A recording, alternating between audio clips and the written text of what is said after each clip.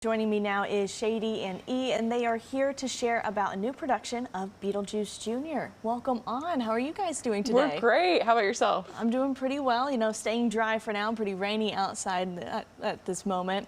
So can you tell us a little bit about the upcoming production of Beetlejuice Jr.? Yeah, of course. Plot-wise, it's based off of the 80s movie Beetlejuice. It's about a girl named Lydia. Her mom dies, and so her and her dad are moving to this new house. She has a eclectic life coach that's in the picture, and stuff happens. The house they move into, the previous tenants unfortunately died there, and they are now haunted in this house. And Beetlejuice, me, myself, and I, shows up and gets into some kooky, crazy fun. So you'll just have to come out and see it. Well, how is it different from the movie, which you mentioned? So the biggest components that's different in the movie is that it dives in deeper about Lydia's mom and the character of Lydia, because in the movie, you know, there's that iconic line of "I myself am strange and unusual."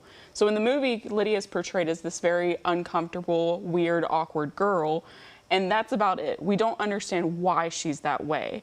And so in the musical, they explain to us why she's that way. You know, at the beginning of the show, we see the funeral of her mother. Her dad and her are disconnected. They're disjointed at the time. So we understand why Lydia is that way. She's dealing with grief. She's dealing with depression of, I lost my mother. All I want in my life is to have my mom and to be understood. Because she's also a teenager, and teenagers are usually feeling like they're very misunderstood at that time.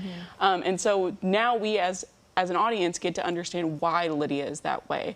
And so it dives in a lot about what it's like to be dealing with grief, especially as a young adult dealing with grief, and then also having the disconnection of your family at the same exact time, because it dives in deeper of her relationship with her father, because towards the end of it, we get to see them reconnect, because throughout the show, she just really wants to be seen by her dad and to know that she's not alone.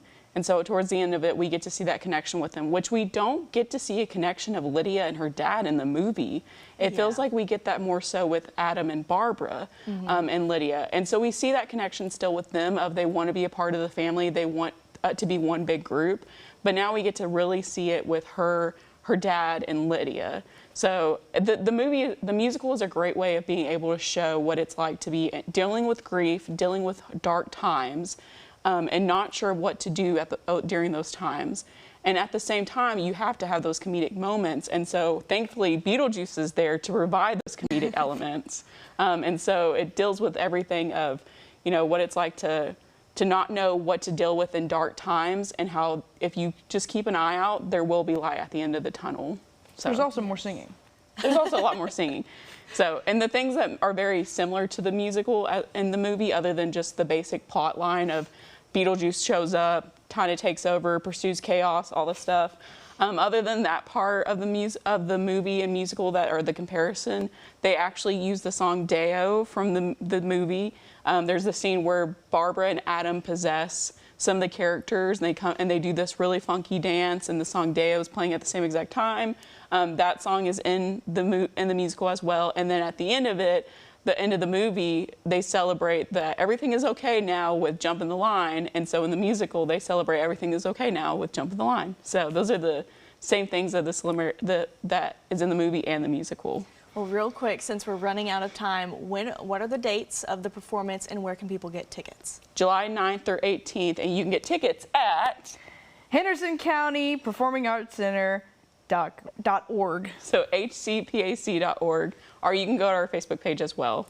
All right. Well, thank you so much, both of you, for being on and explaining about what the play is, and just kind of sharing all that information. And if you want to go get those tickets, you can go right there to the website on our screen.